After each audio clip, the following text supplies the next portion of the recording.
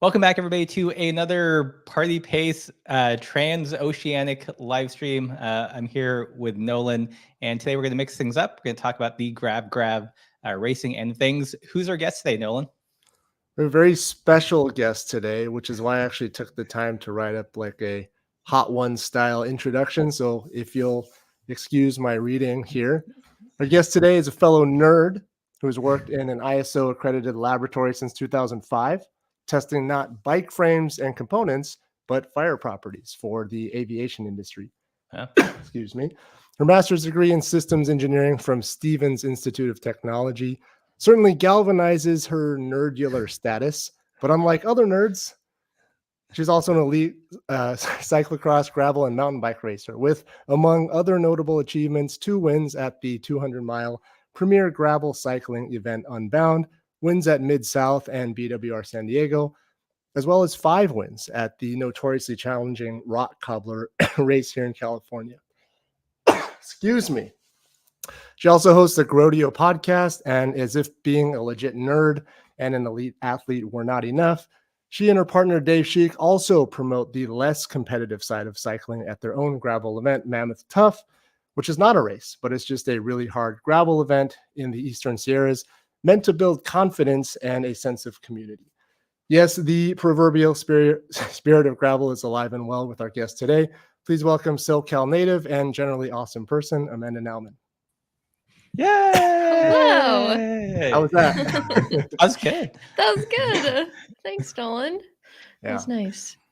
Yeah, I've been watching a lot of Hot Ones lately, and they do like really good intros and questions. So got it. Nice. Very Yeah, special no, that guest was good. There are some fast nerds, I guess. I don't know. Not like unlike all nerds, but thanks for that. Yeah. So how are you? Good.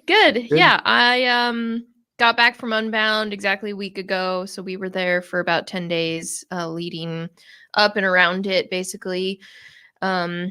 So yeah, just playing a lot of catch-up work. I feel like I take some time off and then I come back and it's just an overload of stuff to catch up on. But I'm almost there. So this is like a fun break. Cool. But wait, so you got back I saw you, I feel like less than a week ago. Oh yeah. So we got back a week ago, and then I was working, and then we saw you Sunday, at Hardman. Oh, so you just got back and immediately went to help out at Hardman? Yeah, basically. Oh, cool. Yeah.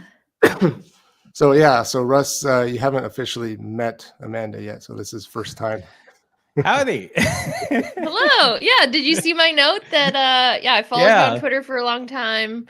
Not a big YouTube watcher, but so I know you from there. And then when I saw you were selling those stickers February of 2023, I put an order in and got some of those. And yeah, just a funny note that some of those ended up on people who work at Shimano's bikes. So yeah, I remember when that order came in because I follow you on the gram. I was like, oh, is that the same person? I was like, that was pretty cool.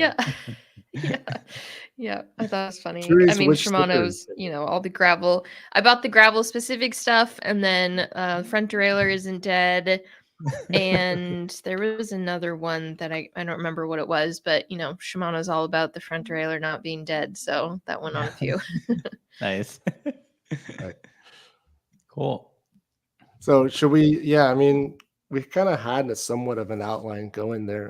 You just got back from Unbound. Maybe we can start there with your experience. You didn't race the 200-mile this year. You rode the shorter course with your mom, right? Yeah. So I am doing a bit less racing than I have traditionally. That was one of the things I wanted to touch on in this is a lot of the stuff that I came up doing in the past decade was around racing, but I always tell people it was really just an excuse to travel. Like, even though it was like racing was the focus and performance, where it all really came from was I just wanted to go ride my bike in cool places. And once I realized that people would give me money to do that because I could win, then I was like, okay, I'll just keep doing that then for as long as I can. So yeah, I did rode the wave of gravel is how I explain it. I did 2015 was my first Unbound, but before that, like Belgian waffle rides in 2013 and 2014. So really early days of that stuff, when back then it was just like a stupid long ride that we were doing. It wasn't really classified as anything other than that.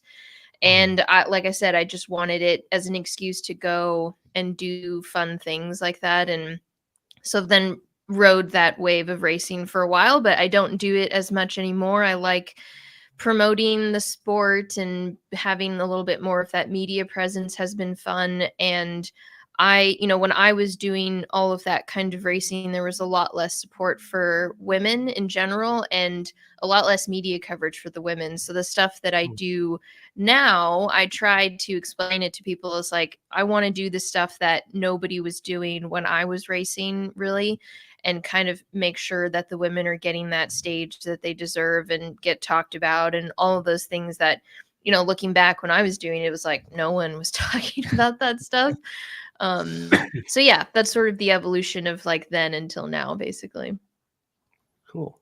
Like the most challenging way to get free travel ever. Yeah. Make you earn it. Yeah, basically. I did the summer after I graduated college, I went to France and did this like just backpacking sort of thing. And what we had structured around my best friend from high school, we planned it around this like Tour de France VIP trip where you ride 8 days in the Pyrenees and you kind of follow it. And that was the thing that sort of changed the trajectory of my life. It wasn't racing a bike. It was that experience of riding my bike in a really cool place. And it wasn't competitive, it was just fun, and did it for those reasons of like exploration. And then when I came home, I was working at Felt Bicycles at the time in their engineering department. And then that's when all the bike racing happened. And I realized that I could go and do some of that same exploration stuff, but just try to win and then get support that way to sort of keep doing it. And yeah, that was kind of the genesis of everything, was like that party pace originally. Nice. Have you made it out to Spain? No, not. I went to Spain in October of last year, and I had gone like in college to Barcelona, like a typical spring break trip. But then I went last October with my mom. We went and did part of just going around and seeing the Camino. And yeah, so not anything with a bike, but yeah, I got to get back there with a bike sometime. Cool. Yeah. Very cool. So yeah, so it sounds like you're still racing like the local like cross events, or are you kind of like transitioning out of racing at this point?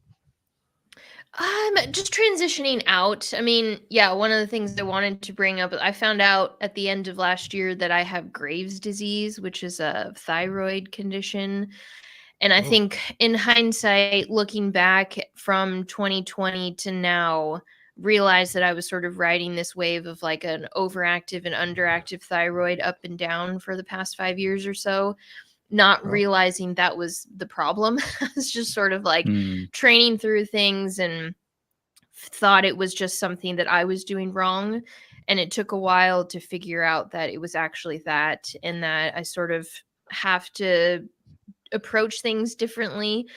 There was a moment last year where I was like sitting on the couch doing nothing, and my heart rate would go from like 60 to 90. So I started getting these like heart rate palpitations for no reason. And you think like maybe I'm just really anxious or stressed or whatever. And then finding out that there was like an underlying thing made me feel a lot better. But it also made me realize I should probably take a step back from like super competitive focus that I had had for the past decade, and be okay with that too.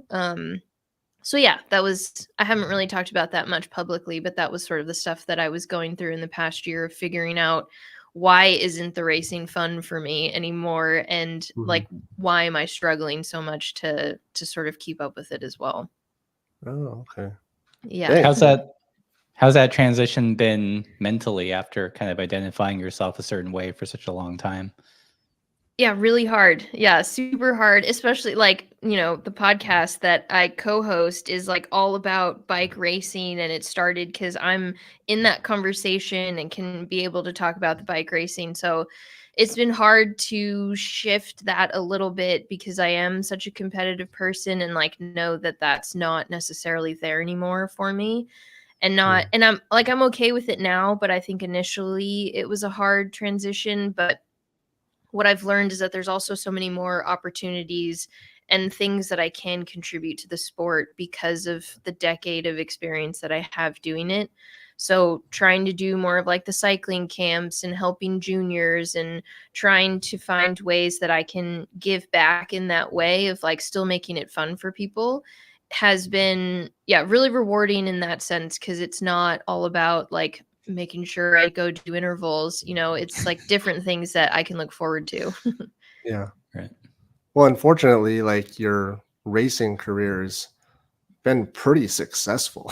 Like, I don't know where else you would want to go. I mean, you're still a competitive person, but like you've done a tremendous amount already. So that's Yeah, I very appreciate fortunate. that. Yeah, I had this realization a few years ago, like talking to people about Unbound and them chasing things and wanting to win it so badly. And I had this realization where I just stepped back and I was like, I've won that twice. I don't even know what I'm chasing anymore. Like what sort of validation am I looking for still as an athlete? And I was like, yeah, maybe I should just be like satisfied with that and move on and do some different things. But yeah, it takes some time to reflect on like the successes that you do have, though. A lot of times you do something big like that and you just kind of move on to the next thing, but maybe it takes some time to reflect and be like, yeah, maybe it was a significant part of my life that, those milestones that you look back on. Right. Mhm. Right. Not quite the same, but I think Russ maybe had a similar experience with the YouTube once he hit that mythical 100,000 Yeah, you subscriber work Uh-huh. mark. you work so hard for something for years, and like it's completely different, not endurance racing, Completely but different. endurance creativity. And then after you achieve Yeah. it, you're like, hooray for a little bit, and then like now what? Like what else is Yep. there? Like my life hasn't like massively changed in any like meaningful way. So Except I got a true. plaque. Yeah. It's very Yeah. similar. I mean, anybody who achieves something big, that you've been looking at from afar for so long, maybe, and then it happens, you're like, okay, now what? Right. Yeah. Yeah. There's this existential philosopher like Schopenhauer, and he says like humans are in basically two states, and either in pain for wanting something or boredom after having achieved it. Yes. Yeah. It's so true. It's so Yeah. true. I love it. So then you took a little bit of a backseat this year, and you rode the 50-mile race with your mom, which was cool. You kind of like got to, I don't know, you brought her along, and I don't know, like, was she real excited about it, nervous? Who initiated that idea?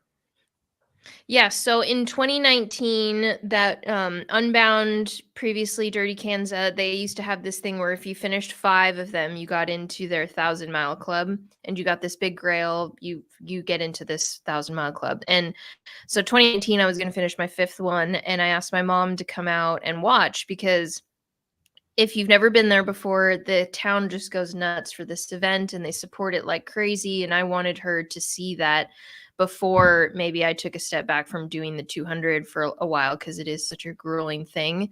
So I was like, come to this one, you can see it. There's still banners up of me. There might not be forever. So come and see it in 2019. So she came and watched it, and at the time, makes a joking reference to like, I think I could do this someday, or some part of it, or do one of the distances. And I sort of filed that away in my brain of like, maybe someday she'll want to do it.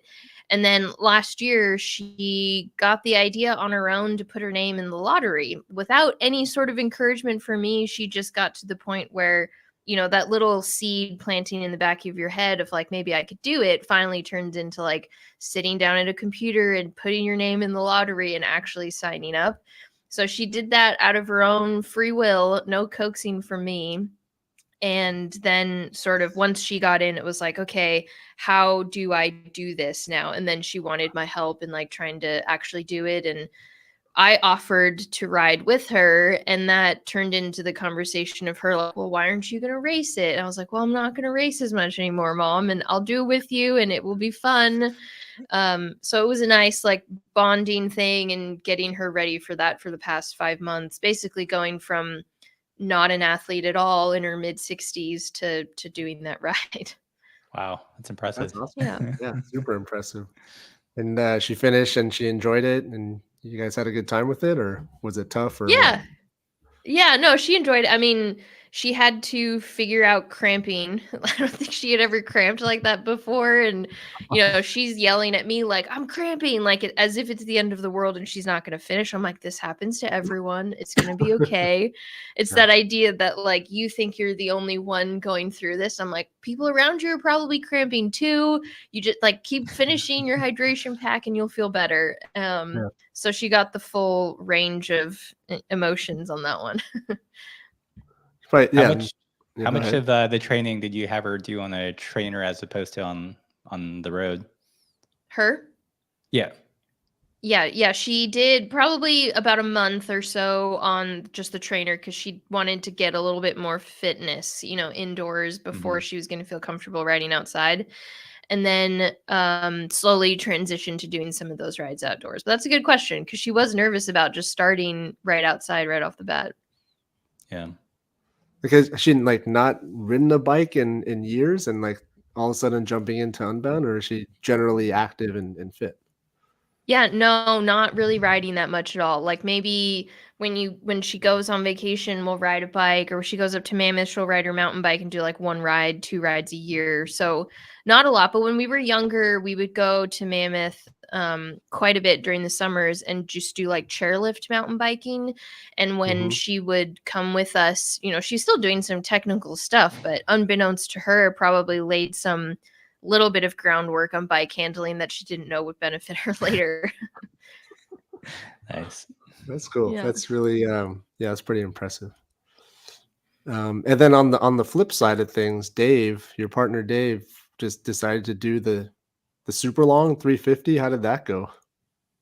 Yeah, so both of us did it we started in 2021. I finished and he did not. He had some issues mechanical wise that year. And then he decided to sign up for last year's event, 2023, which if you know the stories from it, there was a ton of mud even for the 350 course and only 47 people finished last year. And he was one of those and didn't like that it was such a challenging, really tough day. And he wanted a quote unquote cleaner run at it this year, which in hindsight, you laugh because there's no such thing as a clean run, I think, at those Right. distances. And there are still issues and whatever. It's never going to be perfect. But yeah, so he finished it for the second time this year. Nice, nice.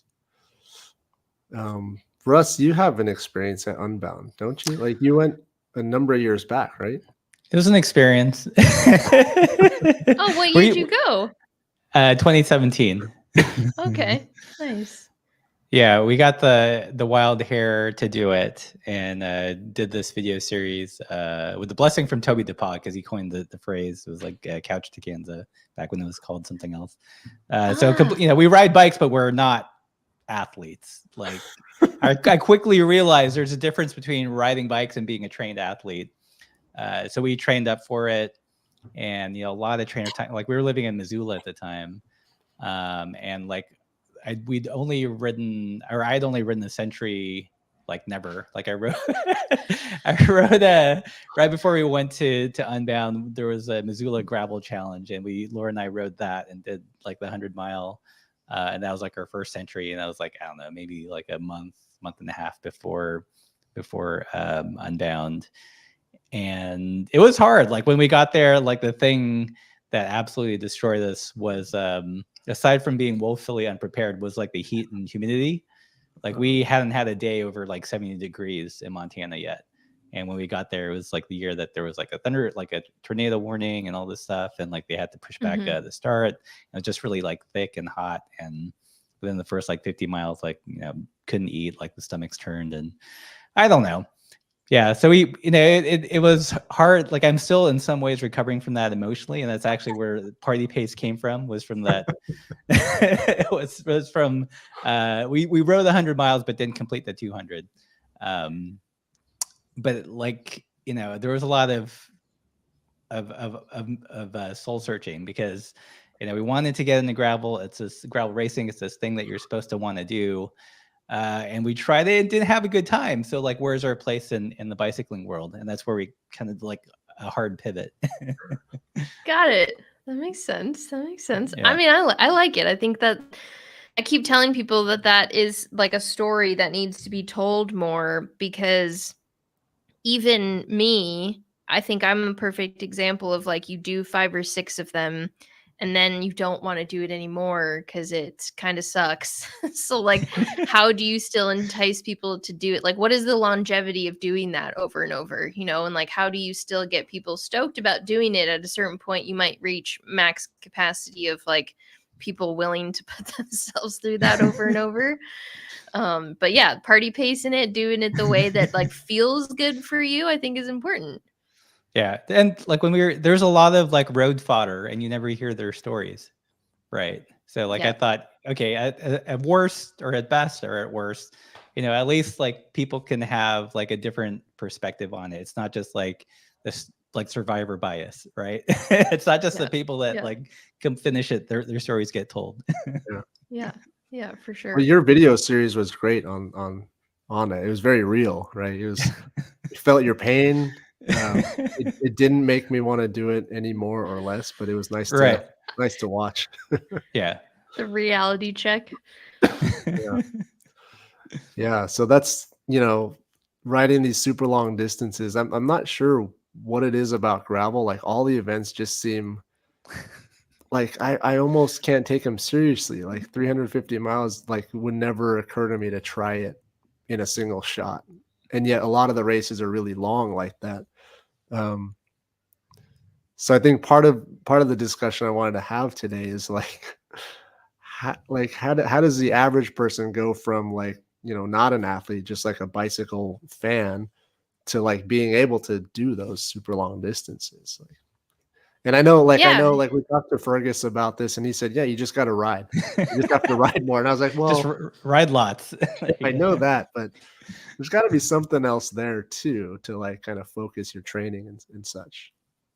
Yeah, you can be definitely very efficient with the time that you do have. I mean, I've told people that when I got ready for the 350, nothing really changed in my preparation for it than if I was doing like the 200. But there's different weird things that you can do, like doing your rides at night so that you have to practice using the light, and trying to just do it on potato chips, like, because that's what you have at gas stations. Like, there's really weird things that you can do and look forward to for training for something like that. But it has to be something that you're willing to go on, like a weird, crazy adventure. And that should be the allure of the reason why you're doing it. And that was why gravel had its boom, because people didn't know what to expect. It was something completely new, and it was all that like open frontier of like, you have no idea what's going to happen. And as long as you go into any of these distances, whether or not it's like 50, like for my mom or Dave doing the 350, you have to be willing for shit to hit the fan, and you have to like problem solve quickly. And at that point, it becomes a lot less about fitness. Like, you can pedal a lot more for training if you want to, but it's also this mental piece of like being able to roll with the punches and have that like ability to choose on the fly and like have decisions go wrong and be okay with it, because it's mostly like how you deal with the disappointment. So yeah, you could say ride more all day long if you want to, but it's also just like go do dumb rides where things are going to go wrong. And then how you handle that should help you decide whether or not you should even do something like that in the future. Yeah, that doesn't make me feel much better. I mean, some people don't like things not going their way. If you're a control freak, if you like a plan, they don't handle the unknown very well. I'm very much like that as well. So if you sort of have to have that conversation with yourself of like, am I willing to do something so far out of my comfort zone? And it's not even just the pedaling part, it's like everything else around it. But it's also fun to try it. It is scary, but I think that it makes us grow as people too. Yeah. Lately, like I recently did the WTF ride. Oh yeah. Do you know which one that is? Whiskey Tango Mm-hmm. Fondo, and that's also in the Eastern Sierra, just a little bit south of Mammoth. And that one I was kind of scared. I was pretty afraid of that one, but we made it through. Hardman, the Hardman race, those guys go hard. Like that's actually a race. But when we do it, we just want to finish. So we're just kind of Yeah. it was more of a challenge to see if we can do it. I was riding with the guys, a group of guys who don't usually do like gravel events. So it was like a challenge for everybody. But yeah, I think maybe once you get a few of these under your belt, it just starts to build that confidence a little bit.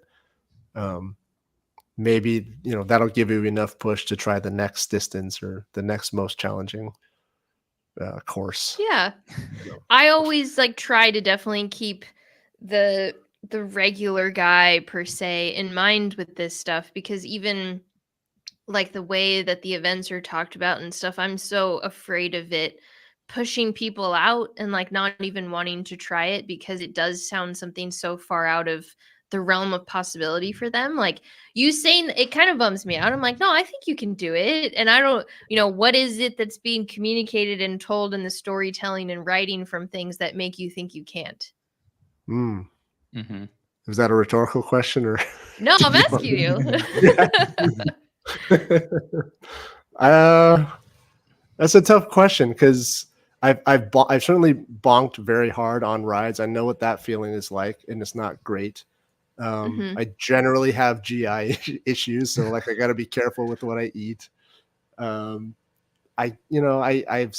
don't suffer, but I get migraine, which is like something I don't usually talk about, but that's always kind of in the back of my mind. Could totally ruin a day.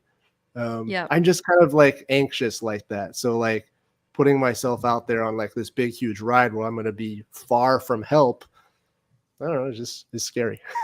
Yeah, that's fair. That's fair. Yeah. Yeah, health stuff is fair. Yeah. There's just a lot of people that think like they can't do it. I'm like, oh, you can try. My mom didn't think she could do 50. I certainly didn't think I could even ride 200 the first year I did it. So there's a lot of that in everyone. Yeah. That's good to hear. That does kind of segue nicely into the Mammoth ride. Mammoth Tough is a ride that it's not a race, right? We a still ride time it. Like there's some people that are racing it. Yeah. Oh, okay. Well, the way it's presented on the website makes it feel more like just a fun challenge, like a ride. It's a ride that you and Dave put together a few years ago. Maybe you want to just talk a little bit about Mammoth Tough for a minute. Yeah, sure. So in 2018-ish, 2019, I had always used Mammoth as training grounds for going to do these long, stupid rides. And there's a bunch of really cool roads out there. It's the closest thing to like real Midwest gravel that I've ever found in California. And it's kind of a hidden secret. Most people go to Mammoth for the winter sports or for mountain biking, but not exploring the wilderness access roads. And once we started training out there, Dave and I had this realization one day. We're like, well, we're either going to keep this place a secret or we're going to share it with everyone. And so we decided on the latter and figured that with all of the years of us going around to different races, we could probably cobble together our favorite parts of all the stuff that we had ever done and put together our own event. And so it was supposed to start in 2020, and we all know what happened that year. And then in 2021, a bunch of the wildfires tore through Northern California and closed down the forest completely. So we couldn't operate in 21. So our first year was in 2022. And, gravel as it is in California is a very unique thing because it's so different from the like Midwest style where it's like wide open road. Like Southern California gravel, for instance, is like mountain bike fire roads, and you're either going straight up or straight down. There's a lot less of the roller, and it's really intimidating to like get somebody into gravel riding in Southern California. It's not really gravel riding. It's like super technical and scary for the average person. So I always wanted the messaging with Mammoth to be like, come see real gravel, and you can kind of see it differently from what maybe you're used to where you live, and hopefully that opens up as a gateway to want you to go to other places to see it as well. Because people would always ask me like how's the gravel in county? I'm like, it's not. It's like just like mountain biking, or I'm on a fire road that is just to get to another mountain bike trail. So I wanted, something different for people. Rock cobbler, Belgian waffle ride, those were what people defined as gravel in Southern California. And I would always be like, yeah, but no, I want people to also like this other way that it's ridden, that's not this like scary technical roady thing that isn't for everyone either. And Mammoth is kind of that nice gradual entry into just like going and riding in the woods, and also seeing these like wide open roads that most of the time are just driven by fishermen. So that was sort of the birthplace of it and the idea behind it all. That's interesting, because I think I read that on the website, like come experience real gravel. Yeah. And but the way you say that's meant to like comfort people, but I actually was a little bit more afraid by that. I was like, oh, what have I been Really? doing? Yeah, honestly, that's more. Yeah, that was always Dave's words for it, was like real gravel. And I'm like, well, it's just like Midwest, was how we were kind of framing it, of this like wide open road. But that's interesting that turned you off. Yeah, it's a little bit like, oh crap, like what have I been doing all this time? Oh, went the opposite way in your head. Okay. Yeah. Well, I generally do that. So yeah. What was it like to work with the community and get all the permitting and get them behind the event? Was it tough, or were they on board right away? It was a little bit hard to convince them how cool gravel was. There was a person who worked at Visit Mammoth at the time. She doesn't work there anymore, but she had actually come out to Unbound and ridden the 50 mile in 2018 or 2019. And so she got to see that and saw the potential of what could come to Mammoth in that capacity.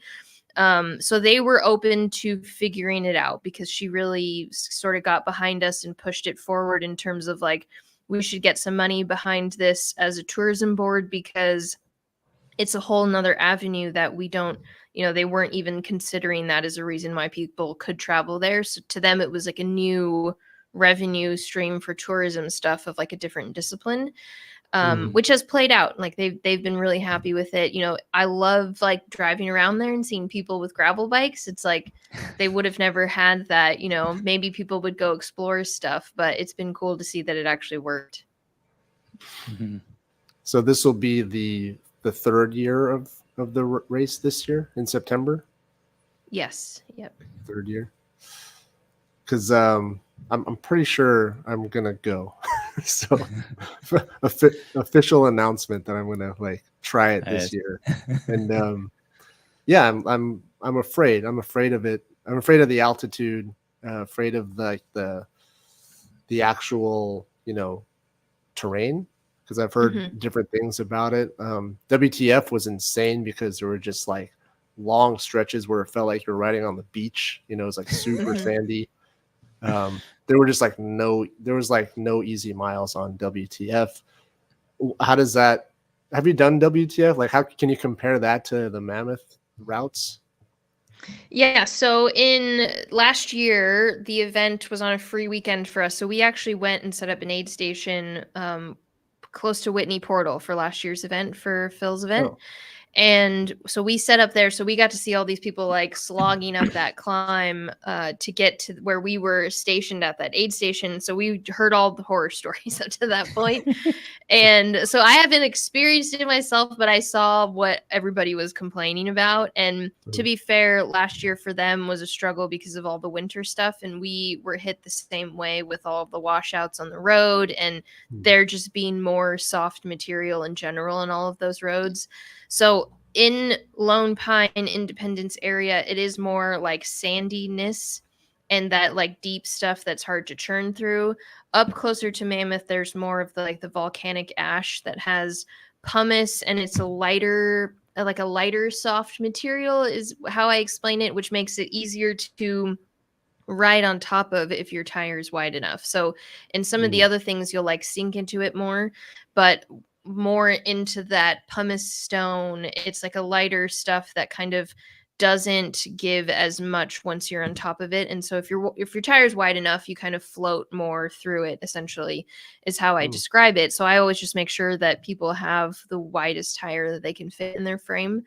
But it's, it is hard. Like there's some soft stuff, and that's just how it is. And as much as Southern Californians are tough, they're also weenies when it comes to like having to churn through stuff as well. So I've had plenty of complaints about it not being fun for certain people. So I'm not gonna like sugarcoat that it is easier than Whiskey Tango Fondo, but it's hard in its own way. But there are ways to make it easier if your tire's wide enough. Got it. Yeah. I don't want to get too technical. I don't want to. It's becoming real selfish. I'm going to start asking questions about my bike setup and stuff like that. I think I'm excited. It's one of those things where, like, as soon as I saw a few years ago that it was a thing, I think that's when the seed got planted. And so I think hopefully this year I'll do it. I'll try for the medium course for starters, and then use that as a gauge for subsequent years. Okay, that's good. Yeah, that's what I would recommend, is the medium one. I think you would like that. Medium one. Okay. How many riders do you guys have? The first year when we weren't able to operate, we had like 600 people signed up. And so that's probably where we could get to in the future. But right now we're sitting around 500. So the past couple years we get about 5, which is good. I mean, that's a manageable amount of people. And I still like that it feels more intimate and small and grassrootsy. But yeah, do you have any plans to come back to California? I'm visiting my folks in August, but it's kind of a work trip. Nice. Yeah, we're gonna go out to the Maid Show in Portland and do some housekeeping stuff. Oh, sweet. Very fun. Yeah. If you stay till September, you can join me. Yeah, exactly. Or someday. Yeah. We have to be in Spain for a certain portion of the year for our stay here to count towards residency. So we have to like, I think we can only leave like a month and a half per year or something. So not very much time. Got it. I did want to ask, it's not on the list of questions that we talked about, but because you're like an elite racer. Like we're average cyclists, Russ and I, and generally I think the trend for at least people like Russ and I, we've been starting to get away from like the super technical side of bikes. You're stepping away from carbon, stepping away from internal routing, stepping away, or in Russ's case, never even stepping into electronic shifting. How much does gear matter for you, and how much does it matter for like the average cyclist? And is there some kind of point of like, diminishing return? Do you need all that stuff at some level? And what's your take on bike tech in general? Yeah, good question. So I have been sponsored by Shimano since 2019, 2018 or so, probably. So with that frame in mind, the feedback that I always give them is to make sure their gear ranges are big enough for the average person, because most of the people that they have testing their stuff are strong enough to push big gears and be able to kind of turn over the bike in the gear ratios that not a lot of other people can.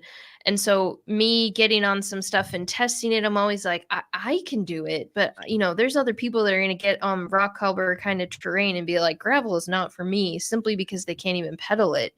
So as far as like on a very basic level, in terms of like getting a new person on a bike and pedaling, and I had this experience with my mom in terms of like what she's physically capable of, it's mostly like, can she keep the bike moving forward? And that is really just gear ratios and making sure she can pedal.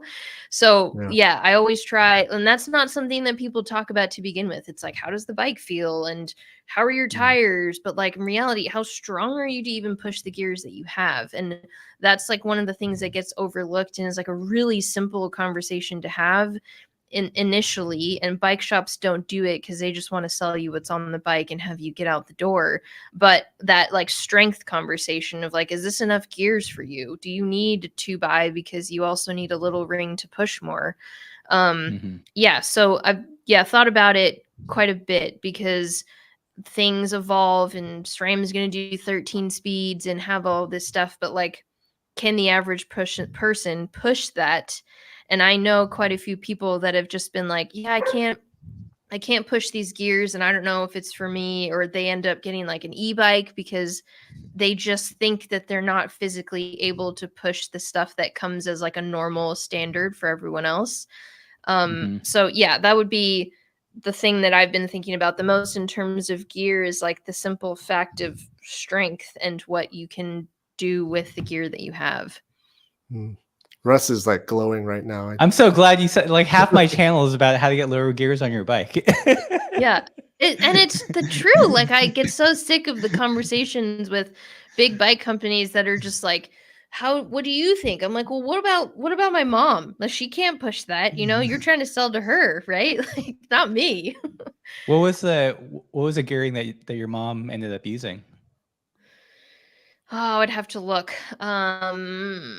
We probably put the 1140 cassette on there with the standard GRX 2x front. I don't remember off the top of my head what it was, but I needed to make sure that she had that 40 and get that XTR cassette on the back, because like I took her up partway up Black Star, Nolan, and like that bottom part is pretty steep, and I was basically testing to see what she could do with those gears, like if she could even keep it upright, and she never had to get off and walk. So that was kind of my test to make sure that she did have enough.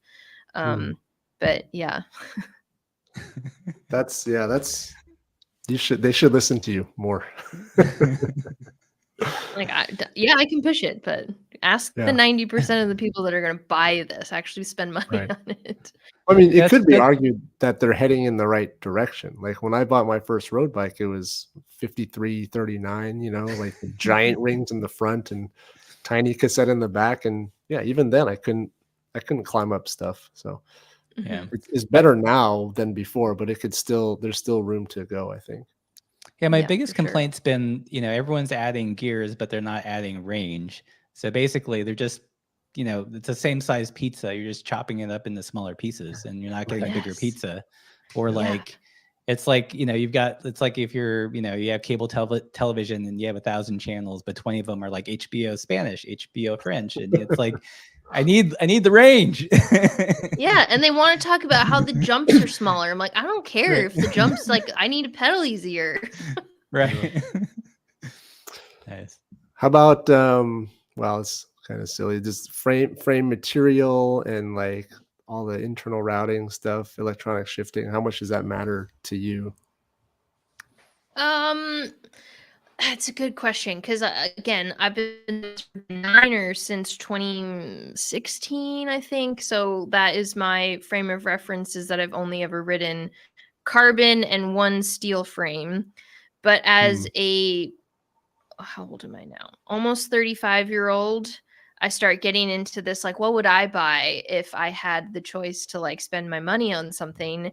And I think with having that decade of like racing and how all the super specific stuff, I would simplify things and I would make it, that external routing and like make it easy to work on and all of that stuff that you guys talk about. I'm like, yeah, I totally get that, because it's a different song for somebody when they have to make the choices themselves versus have the industry tell them, like, this is what we need you to sell. Basically, it's a different conversation. Right. So yeah, I would probably spend a lot of money on something that was maybe custom geo to me because I'm so short, and have it be something simple enough that I could work on, which maybe that's a controversial answer, but that's my honest take if I was going to spend my own money. That's a safe space here. You can say those things. I'm like, I hope nobody watches this that sponsors me. But I mean, you're like, I think you're at your party pace at heart, but you also can crush like any ride. Exactly. Yeah, that's what I wanted to get. That was my whole thing. Is like, Under everything, it's Party Pace at heart, very slow, lazy panda, and then I just put on this facade of going fast for a few years. Oh. Yeah. Very, very cool. Yeah, I think as I get older, like the carbon bikes in the garage are starting to dwindle, and they're being replaced by nice steel frames and external routed bikes that are easy to maintain and swap parts on. So, and for someone like me, the aero stuff, the carbon, super lightweight carbon stuff, it never even made a difference. Like I used to think it did, and now I'm just like slowly realizing, oh, it never even made a difference for me.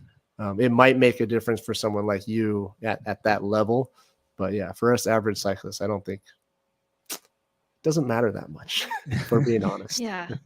The weight helps a little bit. Rotational weight still, I think, is a good fact. There are things that, like, if you want to make it feel a little bit better, you can.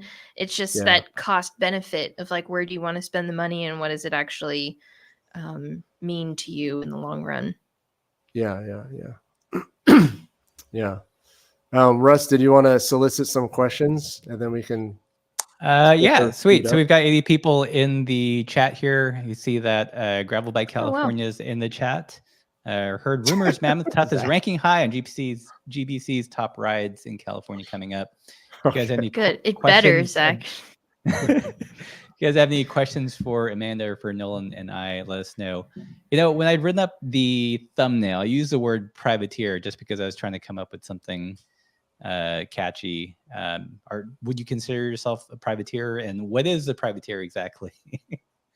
Yeah, for sure. I mean, that's a good question. When we first started the like racing thing, it was a lot more cyclocross focused. So I was a cross racer for a majority of bike racing, and even the years that I won Unbound, if you would ask me back then, I would be like, no, I'm a cross racer. Like that was what it was initially. And so we were part of a little factory team for SDG, and that was run by me and Dave. So we've always just sort of done our own program, whether or not it was back then or we ran the SDG team through 2022. So it was still kind of on our terms in that sense of the privateer word, but really all that's come to mean lately is that you kind of run your own business around the racing and can get your own sponsors. And so where in the past it used to mean like you were floundering on your own to look for team support, that was kind of what a privateer was looked at. Like nowadays it's sort of being spun into like this cool thing where you are managing your own program essentially and doing it your way. So that's all it means. That's all it means now. And that's how I think a lot of people in the gravel space are doing it, but we'll see as the team evolution dynamic comes into play. Cool. I'm curious about your podcast. I was listening to the Ted King one, I think yesterday, because actually he was in town for Tracka. I don't think he wrote it, but he was at an event that we were at. How long have you been doing the podcast, and what are your future plans for it? Yeah, so I didn't actually start it. It was started by my co-host Bill Shiken in 2019 or maybe 2018. I don't remember, but he had me come on after an Unbound episode, and basically I just never left. He kept asking me to come on and talk about stuff. And then it sort of evolved into me doing more of these like interview style conversations. And I really like it. I mean, like I joked to you guys in my email, I was like, it's basically the antithesis of the Party Pace podcast because it is all about racing and like the front and how it plays out. But I still love being a fan of that. Like when I go back to that 2012 year that I was telling you I went to France, part of that was because I was such a big Tour de France fan. And I've always been a big fan of watching bike racing. And that was before I even thought twice about racing my bike at all. So I think it's just a really fun thing to follow. And as much as, the racing can get a bad rap and it's like not everything that what everybody wants to hear, it's still it's still fun, and I still enjoy like the storytelling from all of that. So that's Grodio. If anybody's interested in the exact opposite of this podcast, you can go give that a listen. I don't think they're mutually exclusive. Like I've been listening Yeah. to a lot of the episodes, and it's interesting. Like it's kind of fun to get into the sport aspect of it, but at the same time, that's not what I'm not striving to be that. I also like riding my bike just for fun. It's like, I know you're an F1 fan, right? Like I'm not trying to aspire to be an F1 racer. Yeah. I did have fun, fast cars in my youth, but there's like, that was just for fun. And I also like watching F1. So you can kind of do both, I think. Yeah. I mean, I enjoy the nerdery of it. To me, it's like peering into a completely different like perspective on this thing that we kind of do. It looks like the same from the exterior, but completely different ends of the spectrum. There's some things that that get talked about in the podcast, like, oh, I didn't know that was like a thing, but apparently it is. Like the whole I was like the Ted King one about like releasing your schedule to the public and how that would it's just putting it out there. It's like, oh, that's a thing. Yeah. I did. Who knew? Yeah, it is a whole nother world. And yeah, like I said, I've known about your brand, Russ, for a while, and sort of that messaging that you do. And I think it's great. And I always knew that like what I was doing was like telling those other stories as well. But I think it's good to have that balance. And I follow a lot of like snowboarding stuff. That is my other side hobby that I try to just be a fan of. And there's that same thing where like people follow all of these really good pros and stuff, but they're never going to do that. They're never going to follow that. But even I find myself like wanting to hear those stories and relate to that in some way, because it's still this thing that I like doing too. And it's kind of fun to think about like the really insane stuff that the other snowboarders do. So I kind of relate it that way when I sometimes I second guess doing the podcast and like whether or not there are even stories that people want to hear. And I'm like, no, there are. I gotta just keep remembering that. Yeah, someone just commented on the Chad Higa. Yeah, there you go. Oh, thanks. There you go. Yeah. Any good questions? There's a couple of good ones in there. If you scroll through and tell me, and I'll highlight it. Kevin's got a good one here. Where? Kevin. Is it this guy? Yeah. This kind of embodies the theme of today's discussion a little bit. Yeah. Any beginner first-time tips to approach 50-mile gravel race? Kind of nervous. First 50-mile race. Well, if you're like my mom and you never did any of it to begin with, just start easy. Don't like go think you need to go do intervals for your first ride. Just ride your bike and have that part be the fun part. I asked my mom afterwards if she would have done anything differently, and she said probably doing a couple more long rides, because the thing that ended up hurting her, like cramping stuff, was because she didn't drink enough after around 3 or 4 hours. And that's that you're never going to like know how your body is going to react perfectly in different length scenarios or different temperatures.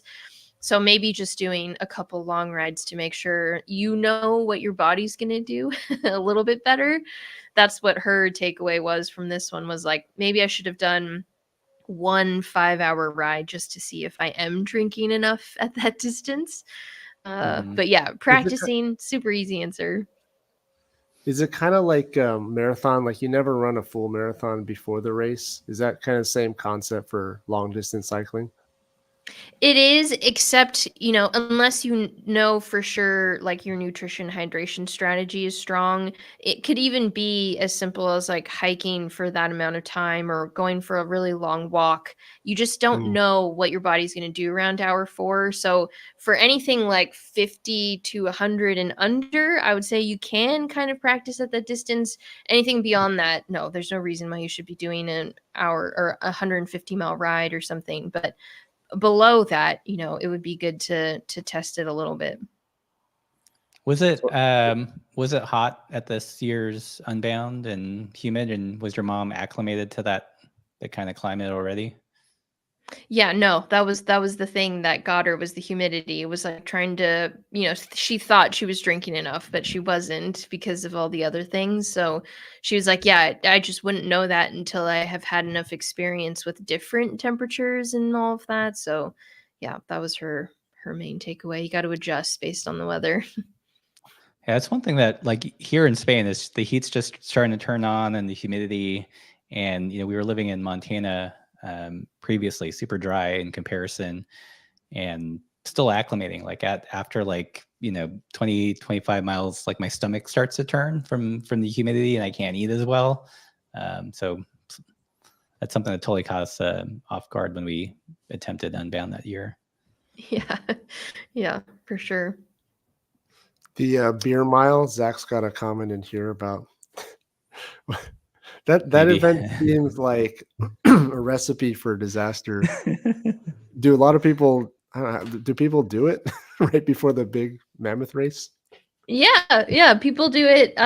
So the weekend that we're on traditionally was Oktoberfest in Mammoth, and they no longer do Oktoberfest, but they used to do this stupid beer run, and I was like, well, we'll keep that tradition alive. Why not?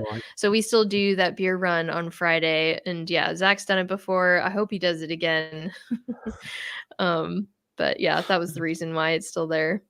I got you. You're just preserving tradition. I see. Yes. Yeah. Okay. Yep. Something I had a comment about here. The best thing I've done this year to sustain longer rides was getting a bike fit. You mentioned your height. How tall are you, and what are your challenges getting fit on the bike? Yeah, so I'm 5'3.5", and that puts me at like most extra smalls in any bike company. So Niners is a 47 or an extra small for their mountain bikes. So yeah, there's toe overlap. My mom's even shorter than me, so that she had to deal with that on the gravel bike. Yeah, I think for shorter people, even finding the bike brands that will have a bike that even fits you is kind of a struggle. But then, yes, yeah, for sure, a bike fit is something that would be beneficial. Do you ride? I'm sorry, Russ, you were probably going to ask about wheel size. Did you ride 650B or 700? Yeah, 700. Mostly because I haven't experimented enough in the latter. My first triathlon bike and my first road bike were 650B wheels, though, because that was cool in the early 2010s. But then everything went away from that. So it is something that I've thought about. Like maybe I could get something fit a little bit better if I could, utilize that a bit more. Do you use short cranks? Are you a short crank fan, or just use the standard? No, I haven't. I've heard more like tall people going to like 165s. I'm like, that's my crank size. You guys back up. I don't know what this cool thing is now with the mini cranks for people, but yeah, no, I have not experimented with the small thing, but they're all taking my inventory away. Yeah. I think Russ, when you sized yourself, the crankometer said you should be on like 155 or something. Yeah, it said 155. Like I couldn't make that big of a leap, so I kind of stopped at 160. But Okay. Yeah, for me, it maybe made a that's difference. the next weird thing I can test. There you go. Or you might, if you have a really tall or long inseam, you might not need it. It's just I have strangely short legs for my height. I think you're the same, Nolan, right? Yeah, short and with short legs. So long torso. Yeah. For my height, yeah. So yeah, Amanda, are you there? Yeah, I am. I'm reading some of the comments. What's so you're not focusing so much on racing. So what's next? Is it mostly podcast, developing Mammoth, and doing more like kind of outreach kind of stuff, or what's the plan? Yeah, for sure. I think that is my long-term plan. So we do also some camps, like we call them tough camps, and it's trying to get a little bit more of that knowledge base like spread out to people who are interested in the sport and doing all of that stuff. So we did one in Bishop this year, and we do one in Kansas as well with a smaller event that's out near Emporia. So I try to, that was kind of the next thing I wanted to offer people, is like an opportunity to learn more about the sport if they are interested in it. And be able to share that 10 years of experience that I had doing it, because I could just like walk away and sit and do this job forever and not like share that with people. But I figured might as well keep bringing as many people into the sport as I can. And I think in the first year of Mammoth Tough, we had of the people who did the short course, it was like 50 to 60% of them, it was like their first gravel race ever. It was like a crazy number. That's awesome. And yeah, and I really want that to continue. Like I want to be able to have a space where people feel comfortable trying something scary and new, and that's always going to be my priority, is making sure that if people have questions, I'll answer them. If they don't think it's for them, like I can talk them off the ledge and tell them they can do it, you know. Like I think ultimately that's my goal, and I really enjoyed doing that with my mom this year. And you know, I would like to keep doing it with other people and share that thing that they can just keep doing stuff. And at work, you know, the company that I work for, my parents own, so they don't want to work forever either. So I'm going to have to end up taking more responsibility here with like regular work stuff as well. So that's what's in the future. Yeah, I will say that of all the big gravel events, I think I gravitated to Mammoth Tough the most, just because there's so much information. Like some of the big events is like, just sign up. We'll send you the route later. Don't worry about it. Yeah. Yeah. But like, Yeah, Tough like is Hardman. I was looking at the Hardman Yeah. website. I was like, there's nothing there. I'm like, Yeah, that's why they had nobody sign up. Like nobody would feel they don't even know what they're doing. right. Yeah. So Mammoth, like the routes are there. There's all this information. There's like, it's just like a warm blanket. That's how it feels. Like I'm like, oh, I think I Yes. can do this because I know everything and like I can prepare. Right. I I can prepare love that because properly. you are a control freak. Those are the people I wanted to feel good. I'm like, I need expectations on the table so you all know what to expect. Right. Yeah. So when I go this year, I'll do like some kind of video where I'm like, hey, if you're somebody who needs all the information, like this is this is the ride for you. Perfect. Yeah, I mean that's basic like good tourism 101. It's like you want to take away as many obstacles and barriers and unknowns for a visitor to come. So, you know, what's a lodging like? What's the actual route like? The vibes. I know it's got to be hard too, because sometimes you don't know the exact route until like pretty close to the race, but at least maybe like a past year's route or like some kind of indication of what it might be like would be helpful. Yeah, for sure. Let's see. We're over an hour. Let's finish up with this one. Unbound this year was crazy. Lots of aero roadie gear and new tech. Do you all see gravel racing moving into that direction? The fatter tires and podium places were also very cool to see. Yeah, wasn't Lachlan using 50s, or there's some chunky meats, right? Yeah, it's some big, something maybe 2.2 or something like that. But yeah, it is a lot of, I don't know. I struggle with this question for all the racing stuff because it's like, yeah, everybody's going to start talking about aero, and that's my least favorite trend at the moment, and all of that. But then you have the fat tires and people realizing that it's still fast to have a wider tire. So there's a balance, and it's always going to have this pull and tug of like what is cool and also what is fast. But as far as like the racing goes, there will always be that evolution of how to get a marginal gain, even though that seems like a weird thing that we would not have been talking about 6 years ago. It is now. So it's just another weird thing to talk about, right? That's really all it is. I saw that the built-in hydration into jerseys looks like it's becoming a thing. And I just, when I saw that, I was like, who is buying that? Who, honestly, for the love of God, is buying that? Like, these are custom suits. Like, yeah, Dylan Johnson needs it, Lachlan Morton needs it, but like, who, like, if some Masters guy is out there like, oh, I need that for my next race, I'm like, please don't. You do not. You really don't. It's not a thing. We don't need to make that a thing. Nice. Yeah, like even the pit stops, they're becoming more like F1 style pit stops. Like you roll into the aid station and like shed your gear. There's like 5 people that swap your tires and fill your water. Bananas. Yeah. Yeah, it's getting Yeah. a little wild. It is, yeah. It is wild and crazy and dumb at times, even for me to watch. But yeah, you take it with a grain of salt, right? Like they're trying to do things differently and super fast, but it's not how everybody else should be doing it.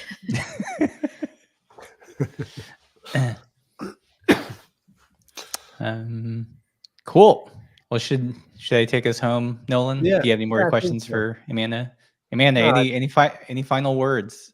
No, this is fun. I mean, it made me like being invited to a conversation like this just made me think about the arc of my party pacing in my life, you know, and like how things have shifted and changed. And I've always had that like underlying, like, make sure I'm not pushing people out in the pointy end conversations that I do have. And yeah, so this was fun and like cool to listen back to some of the episodes that you guys have done and realize what you guys call normies, what normie people are talking about in terms of all these other spaces too. And I think it's really important because I try to champion it as much as I can. And I appreciate that you guys take the time to talk about gear for normal people and do all of that other stuff. So yeah, thanks for the invite.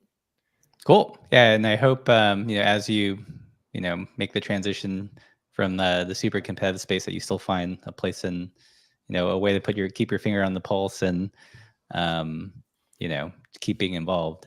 I remember again going back to the Ted King episode, he had used a phrase which I thought was super interesting. He's like, like there is a shelf life where you can be competitive and it's kind of like a ticking time bomb and like what are the avenues after your shelf life is done. So but yeah. Last question. Mass produced favorite meal after a 300-mile ride. That'll take us home. So I couldn't, and like I wouldn't find it in Kansas, I don't think. But if I can just get a really good boba milk tea, I think that's probably like the first thing that I would think of. It's not gonna happen in Kansas. There's a couple of ramen places there, but yeah, if I was in California, that's probably the first thing that I would go grab. It's not that exciting, but Asian specific. Yeah. Nice. Solid choice. Solid choice. Cool. Yep. Well, sweet everyone. There's still 70 people in the chat. Before you guys run out of the chat like a theater on fire, please hit the like button or subscribe. Follow Amanda on the gram. You're active on the grams and on the Twitter still. Yes. And Nolan, subscribe to Nolan if you haven't already. And as always, everybody keep the supple side down. Okay.